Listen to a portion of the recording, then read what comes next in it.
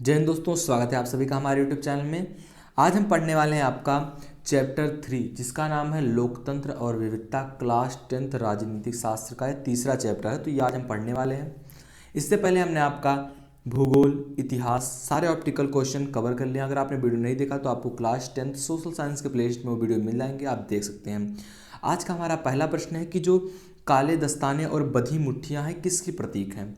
तो जो यहाँ अफ्रीकी लोग थे जिनका नाम था यहाँ अफ्रीकी में एफो अफ्रीकन में, तो यहाँ श्वेत और अश्वेत में क्या होता था, नस्ल भेद होता था। किसके आधार पर? रंग के आधार पर। तो यहाँ जो दक्षिण अफ्रीका में रंग भेद की नीति अपनाई गई थी, जहाँ अश्वेतों को सभी अधिकारों से वंचित किया गया था। जो श्वेत लोग थे यानी कि जो सफ़ेद थे उनके साथ अच्छा व्यवहार किया जाता है, उनको अधिकार दिए जाते थे। लेकिन जो अश्वेत लोग थे, जो काले लोग थे, इनको जो सारे अधिकार थे इनसे वंचित कर दिया गया था। तो इसी पर विद्रोह चल रहा था। तो यहाँ वहाँ के लोग जो थे ये काले दस्ताने और बधी मुट्ठियाँ बांधते थे। ये किसका प्रतीक था? तो अश्वेत शक्ति का ये प्रतीक था। आप लोग जानते होंगे क्रोध के रूप में ये अश्वेत शक्ति को प्रदर्शित करते थे। काले दस्ताने और बधी मुट्ठियों को बांधकर ये प्रतीक बनाते थे। शांति का गलत है आपका, खुशी का गलत है। तो इसमें आपका क्या रहेगा? करेक्ट आंसर अश्वेत शक्ति का। जो दूसरा था पीटर नॉर्मन किस देश से संबंधित थे? तो ऑस्ट्रेलिया से। ये दोनों संबंधित थे। पीटर नॉर्मन ना ब्रिटेन से संबंधित था, अमेरिका से, ना ऑस्ट्रेलिया बेल्जियम से। ये कहाँ से संबंधित है? ऑस्ट्रेलिया से संबंधित है पीटर नॉर्मन। और स्मिथ तथा कार्ल से कौन थे? स्मिथ तथा कार्ल से कौन थे? अमेरिकी थे, श्रीलंकाई थे, एफो अफ्रीकी थे, भारतीय थे। तो एफो अफ्रीकी थे। ये लोग क्या कहते थे, एक रेस हुआ तो रेस में ये लोग जीते। ये प्रथम आया, ये द्वितीय आया, स्मिथ और कार्ल से। तो इन लोगों को जब दिया गया जिन्हें जाना पुरस्कार था, तो एक जानते होंगे आप लोग ओलंपिक में क्या क्या आता है, यहाँ 3 श्रृंखलाएं लगाई जाती हैं। पहले पे जो प्रथम आया, द्वितीय आया, तृतीय आया, तो उनको पुरस्कार दिया जाता है, मेडल पहनाया जाता है। तो उस समय क्या करते थे ये लोग? काले दस्ताने और बधी मुट्ठियों को लेकर मतलब कि टीवी के सामने गए जहाँ कैमरे थे ढेर सारे, और वहाँ से जिनको लोग देख रही थी, पूरी दुनिया देख रही थी, तो वहाँ अपने आप को प्रदर्शित करने के लिए इन्होंने जो काले दस्ताने थे और बधी मुट्ठियों में अपना दिखाया, अपना क्रोध दिखाया कि जो यहाँ पर रंग भेद होते हैं ये नहीं होना चाहिए।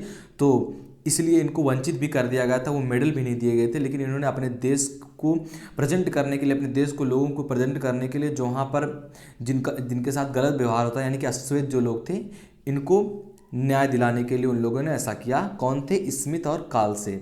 अगला जो आपका चौथा नंबर का प्रश्न है कि जो अमेरिका सामाजिक विभाजन के क्या कारण थे? अमीर और गरीब थे, या फिर आधुनिक या रूढ़वाद थे, श्वेत अश्वेत थे, इनमें थे कोई नहीं। तो अमेरिका में विभाजन किसके आधार पर हुआ था? श्वेत और अश्वेत, मतलब क्या? सफ़ेद और जो काले लोग हैं इनके आधार पर विभाजन हुआ था। तो ये था आपका पांचवा क्वेश्चन। आपका है कि उत्तरी आयरलैंड और नीदरलैंड कौन से देश हैं? ईसाई बहुल हैं या फिर हिंदू बहुल हैं, इस्लाम बहुल हैं, यहाँ पर सिख बहुल? तो ईसाई बहुल हैं। यहाँ के लोग क्या हैं? ईसाई। उत्तरी आयरलैंड और नीदरलैंड के लोग कहाँ क्या हैं? ईसाई बहुल हैं, ईसाई को मानने वाले हैं। आज दुनिया के बहुत से देश हो गए हैं, क्या हो गए हैं? आधुनिक हो गए हैं, खेल प्रेमी हो गए हैं, बहुसांस्कृतिक हो गए हैं, छोटे हो गए हैं। तो बहुत से देश क्या हो गए हैं? बहुसांस्कृतिक हो गए हैं। आपका अगला प्रश्न है कि सामाजिक विभाजनों की राजनीति का परिणाम कितनी चीज़ों पर निर्भर करता है? जो सामाजिक विभाजन है या राजनीति का परिणाम जो है कितनी चीज़ों पर निर्भर करता है? तो आपका करेक्ट आंसर रहेगा तीन चीज़ों पर ये निर्भर करता है।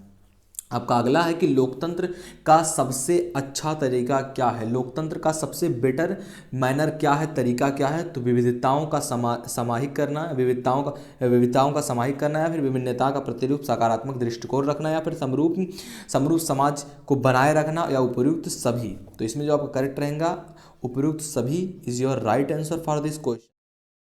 आपका अगला प्रश्न है 9वां नंबर का कि सामाजिक विभाजनों को संभालने के संदर्भ में इनमें से कौन सा बयान लोकतांत्रिक व्यवस्था पर लागू नहीं होता है? कि जो सामाजिक विभाजन है कि समाज का बंटवारा है, इसको संभालने के संदर्भ में, मतलब इसको रोकने के संदर्भ में इनमें से कौन सा बयान दिया गया है ये लोकतांत्रिक व्यवस्था पर लागू नहीं होता है, बल्कि राजतांत्रिक या फिर आपका राजनीतिक जो है मतलब कि जहाँ पर लोकतंत्र नहीं है उस पर लागू होता है, ना कि लोकतांत्रिक व्यवस्था पर लागू होता है। इनमें से कौन सा बयान नहीं है? तो आपका का है?